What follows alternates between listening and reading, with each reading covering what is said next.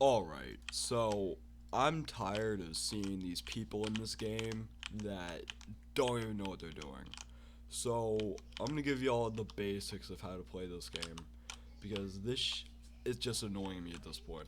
So to go to up the mountain, you don't use those little chair lifts over there. You click trail map. Then once you go to the trail map, you'll once you level up, you'll gain access to these ones, but you start with base and blue. So let's go to the blue lift. You click on the blue box, and now you're here at the blue lift. Now you can either use the bike spawner by clicking on it to spawn your bike, or you can just click the spawn bike button. Sometimes this one breaks your bike, so you can't really know sometimes. And that's kind of it for this. Let's go back to the base so I can teach you how to edit your bike. Okay, so now that we're at the base, we're in the bike shop, which you can find right here. It's called WC Bikes. You go in here through this door, okay, and this is some helpful stuff. It's some helpful information. Just read this a bit, and you might understand more than I'm showing you here. But I'm gonna use I'll switch this goose to something that's you probably already picked, which is the hero. It's the first bike you see, so you probably already have it. So speed is your obviously your speed, and this is important. It's difficult to control at first, so I'd keep it at like 4 to 6. You start at 2, which is bad because you can't clear jumps. So switch it to 5 to 6, but you always want to be on 6 most of the time. Turn angle. This is for when you're turning. So imagine your bike is like trying to go to here. You don't you don't want to be turning like this forever. You want to be able to go right here and turn right here because it's faster. So that's what that turn angle is. And this is also what it says right here, I believe. It's one of the yeah, it is one of the most important settings. So if it's low, you will not be able to turn corners well. And if it's too high, you're just gonna spin out of the corners. Next, weight. Weight is actually a very beneficial factor because it changes your tilt multiplier, your slide multiplier, and a lot of other things about your bike. So you want to keep it in the 2 to 2.5 range for me personally, but you might want to mess around with it yourself. Single speed. So every bike can have or not have gears. So I'm turning it off for you. Turn it back off. So once if you have single speed off, you have to press Q and E to go faster and slower. It's called a gear. So you can also go into first person by pressing P, and so Q and E change the gears. So gear 1 is the slowest, gear 3 is like the middle range, and gear 7 is like fast. So you can switch those gears in the middle of your riding. Me personally, I don't like it. So I turn on single speed. So it's basically set to the highest number. Traction, you never really want to mess with this because traction is the thing that keeps you on the trail. And 2 is most likely the best value you could use because it's the most reliable. Because if you have like this on like 1 or something, the front will spin out and you won't be able to control it. So having them at an even number is great. Unless you just want to like drift around and stuff, then maybe switch around the rear traction to like 1.9 or something, but I don't like that. Tilt multiplier. Tilt multiplier, you can use tilt. Tilt is UHJK. So to play this game, you keep two hands on the keyboard. Let me do this. You can see UHJK. J raises your bike's wheel up. U raises your back wheel up. K tilts you to the right. H tilts you to the left. WASD is just to ride around and stuff.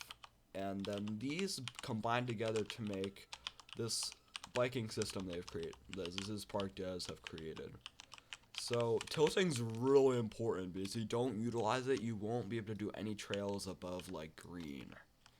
So you want to keep this at a very good level. So the multiplier is how fast it'll tilt your bike. So if you have it on like 4, your bike will like slam to the ground if you click K.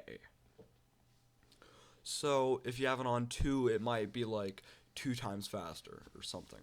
Slide multiplier. People, there's only like 2 ranges for this. Maybe 3. It's like 0 to 0.5 or so, which is what I run because I hate the sliding. 1, which is like the middle ground between not sliding and sliding around a ton, and 20. 20 is for someone like Pigeons Flies because he likes the sliding and how it makes new tricks available to him. Me personally, I cannot run that. So that's it for stats. Suspension. This is also pretty important. So the fork is the front part of the bike. This is basic. The suspension basically makes how your tires will react to the surfaces. So compression. This is like how much it goes into the bike. So if you're on like a rock, it'll like balance out your bike. So you want this at a good level. I have mine on 0.5. Rebound, you just always want to have this on 4 because, I mean, it's pretty much the most important thing to have at highest. Because when you have it on the highest, it's great. Because if it's too high, it's, I'm pretty sure. So it basically makes it so your bike can bounce back and become stable again. So having it high is just a no-brainer. Dampening, let's read this one. This one, it adjusts how gently the suspension response hits. So basically, when you make a jump and you land a bit short, this is what it does. So this is basically just gonna help with the wheels realigning basically. Usually you want to run the same stats on fork and rear, but sometimes you want to have, for me, a 0.85 on the rear or 0.875 is great here because sometimes you want to make this a bit different because all bikes are different, which is what we'll go into our next point, the type of bike you use. So extraordinary. The only bikes I recommend here are 50 cal Bullet because it's really good. Leonardo, never use these, please. They're not worth using. You can use any of these here. Goose, Courier Cab, I use this one the most because it's just my favorite. 5.4 Somnus, best bikes in the game, my opinion. Asagi, aerodynamic is mid, but you could use it definitely. I know good players who use it. All of these are good. I mean, 7.7 Classic, probably not, but RDH and Nessie, definitely good. McJugger, the Rover's pretty good, so I'd use it. SC, Saint Cecilia. This is a very weird type of bike. I'll show you because this is like one bike that is weird because it's like unlike other bikes like the RDR or the Somnus. Sorry, if you have it on the Somnus, your turning is very fast. Like you turn a lot faster. This is one of the bikes where you have to have the turn angle insanely high because if I switch to the Ghost, which is a Saint Cecilia bike. You want to see this turn angle? It's very fast with almost no turning.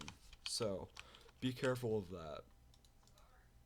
Then, let's go back to the type of bikes. So, all 3 of these bikes, they go fast with not much turning, basically. Lupine. Lupine has some of the best bikes in the entire game. Trailfox, one of the best bikes in the game. Fenrir, Super Kitsune, Jackal, Coyote. Coyote is not good. Don't use Coyote. Even says the game says it. But all the bikes after it are amazing. Insidious. Both of these are good. Then Brutality and the Wizard. Both are good. Corvid, another worse bike. Hero King Barracuda. All good bikes. Use any of them. As I said, most bikes are good in this game. But some don't try.